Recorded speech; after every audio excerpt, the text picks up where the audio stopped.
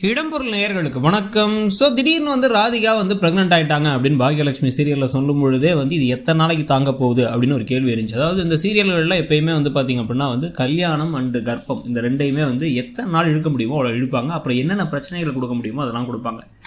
எனக்கு தெரிஞ்சு மோஸ்ட்டாக சில சீரியல்கள்லாம் எத்தனை பேர் கர்ப்பமானாலும் அவங்க நிம்மதியாக அந்த கர்ப்பத்துக்கு குழந்தை பிறந்துச்சுன்னு இருக்கவே இருக்காது. ஏதாச்சும் ஒரு பிரச்சனைக்கு மேலே பிரச்சனை இருந்தே இருக்கும். அதாவது நம்ம இந்த இன்ஃபன்ட் மார்ட்டாலிட்டி ரேட்னு சொல்லுவாங்க. அதாவது குழந்தை பிறக்கும் போது அந்த குழந்தை இறந்துடுறது, பிறப்பில் இறந்துடுறது. அப்புறம் மதர் மார்ட்டாலிட்டி ரேட்னு நினைக்கிறேன், அது பேர் ஒன்று எம்எம்ஆர் இது ஒன்று இருக்கும். அது அம்மா இறந்துடுறது அப்படிங்கிற மாதிரி விஷயங்கள்லாம் இருக்காது. ரொம்ப கம்மியாக இருக்க மாநிலம் எது அப்படின்னு பார்த்தீங்கன்னா தமிழ்நாடு தான் அப்படின்னு நிறைய டேட்டாலாம் கொடுப்பாங்க. ஆனால் அந்த டேட்டாலாம் வச்சு பார்த்தோம் அப்படின்னா அது இருக்கிறதுலே கம்மியாக என்றைக்கோ ஒரு நாள் அங்கே இங்கே நடக்குது. அதெல்லாம் எங்கே நடக்குதுன்னு பார்த்தீங்கன்னா சீரியலில் தான் நடக்கிற மாதிரி இருக்கும்னு நினைக்கிறேன் மோஸ்ட்டாக. ஏன்னா சீரியலில் அந்த அளவுக்கு எந்த சீரியலில் எடுத்து பார்த்தாலுமே கர்ப்பமானவங்கள கீழே தள்ளி விடுறது, உருட்டி விடுறது, அவங்க மேலே கார் ஏற்றுறது, லாரி ஏற்றுறது, ஏதாச்சும் பண்ணி குழந்தை கலைஞ்சிருச்சு ஜி அப்படின்னு சொல்லுவாங்க.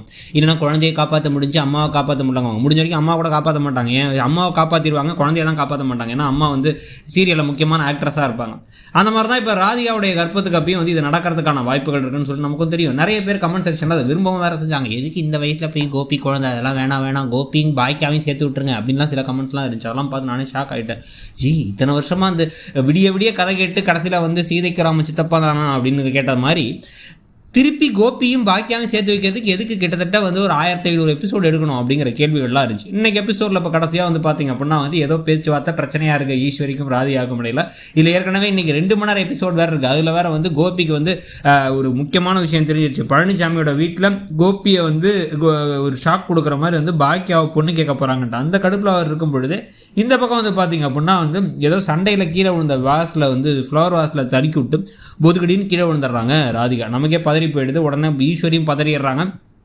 நேராக கொண்டு போய் ஹாஸ்பிட்டலில் சேர்த்தா ஹாஸ்பிட்டலில் கரு களைஞ்சிருச்சுங்கிறாங்க. செம்ம கடுப்பாயிட்டாங்க ராதிகா. அவங்களுக்கு அவ்வளோ கோபம், வலி, ஆத்திரம் எல்லாம் சேர்ந்து அவங்க எல்லாம் அவங்க அம்மா தான் காரணம், அம்மா தான் தள்ளி விட்டாங்க, அவங்க தான் பின்னாடி இருந்தாங்க அப்படின்னு உடனே நான் போய் தள்ளி விட்டுருப்பேனா கோபி அப்படிங்கிறாங்க. எனக்கே என்ன தோணுச்சு அப்படின்னா தள்ளி விடுறதுக்கான வாய்ப்புகள் உள்ள ஆள் தான் ஈஸ்வரின்னு தான் தோணுச்சு. ஈஸ்வரி மனசெல்லாம் அவ்வளோ வன்மம், அவ்வளோ மோசமான ஒரு எண்ணங்கள்லாம் உண்டு. மற்றவங்கள பற்றி யோசிக்காத ஒரு ஜென்மமாக தான் அவங்க இருந்திருக்காங்க.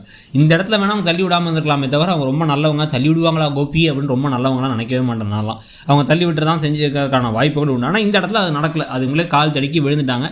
ஆனால் அந்த பழியெல்லாம் தூக்கி அவங்க ஈஸ்வரி மேலே போட்ட உடனே இப்போ கோபி கடுப்பாய் கோபி என்ன பண்ணுறாரு அப்படின்னா நீங்கள் 10 நாளாக சொல்லிருந்தீங்கல்ல, பண்ணிட்டீங்கல்ல, நினச்சதே குழந்தை வேணாம் நீங்கள் கடைசியில் குழந்தைய கிடைக்கிற அளவுக்கு தள்ளி விட்டீங்கல்ல, எப்படிமா அப்படி பண்ணீங்கன்னு உடனே அழுதுகிட்டே கிளம்பி என்ன பண்ணுறாங்கன்னா ஈஸ்வரி திருப்பி பாக்கியாவோட வீட்டுக்கு பாக்கியாட்ட சொல்லிடுறாங்க.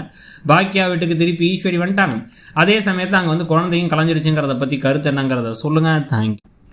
இடம்பொருள் நேயர்களுக்கு வணக்கம். ஸோ திடீர்னு ராதிகா ப்ரெக்னென்ட் ஆகிட்டாங்க அப்படின்னு பாக்யலட்சுமி சீரியலில் சொல்லும் பொழுதே இது எத்தனை நாளைக்கு தாங்க போகுது அப்படின்னு ஒரு கேள்வி.